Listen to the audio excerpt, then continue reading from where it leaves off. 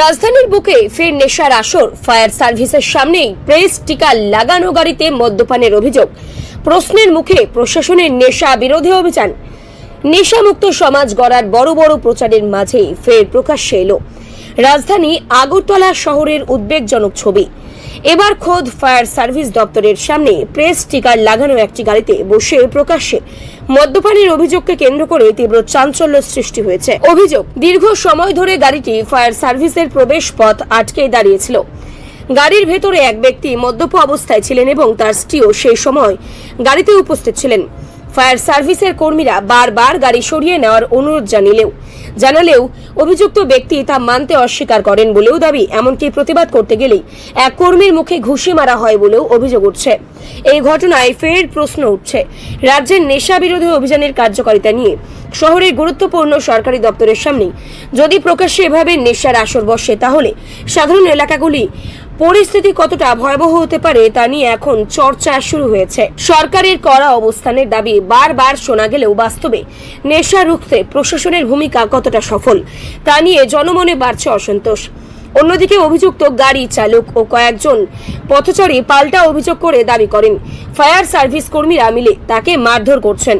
ঘটনাকে ঘিরে কেন্দ্র করে ব্যাপক উত্তেজনা সৃষ্টি হলে খবর পেয়ে ঘটনাস্থলে পৌঁছায় পশ্চিম আগরতলা থানার পুলিশ। পরে পুলিশ অভিযুক্ত ব্যক্তিকে মেডিকেল পরীক্ষার জন্য নিয়ে যায়। ঘটনার তদন্ত শুরু করেছে পুলিশ। তবে এই ঘটনাকে কেন্দ্র করে আবারও সামনে উঠে এলো রাজ্যের বাড়তে থাকা নেশা সংস্কৃতি এবং তার রুখতে প্রশাসনের ব্যর্থতার অভিযোগ। ঘটনাটা হইছে এখানে আছে হবলদার, নামটা কিটা দাস। হ্যাঁ, সে আইছে আমার গাড়ি ভেঙেছে। আমার একটা ফোন আইছে, আমি কইছি আমি যাইতাছি গা। হে কইছে এখানে গালি গালাজ, আমার বোরে গালি গালাজ। হে সে মদমত্ত অবস্থাত আছে। কে এখানে যে অন ডিউটি নামটা কিটা বেগে আছে।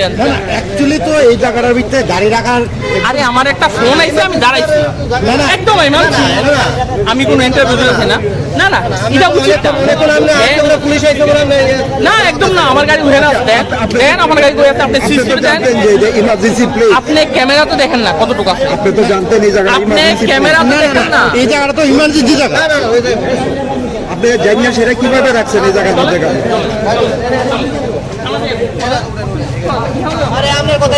আমার গাড়ি আছে, আমি চলেন। গায়ে দিয়ে না প্লিজ। আমি তো কইছি আমার গাড়ি আছে, আমি ভুল করছেন।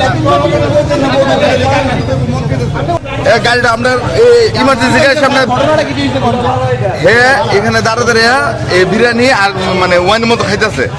তো আমার সেন্টি আমার সবসময় এখন অ্যালার্ট। সেন্টি আয়া হেরে কইছে আপনি জানলে দাদা আমরা ইমার্জেন্সি গাড়ি যে কোনো টাইম বেরোতে পারে, আপনি সরেন। হ্যাঁ কইছে পরে যাবো। তারপরে 6-7 মিনিট পরে আবার কইছে পরে হ্যাঁ যাইতাম না।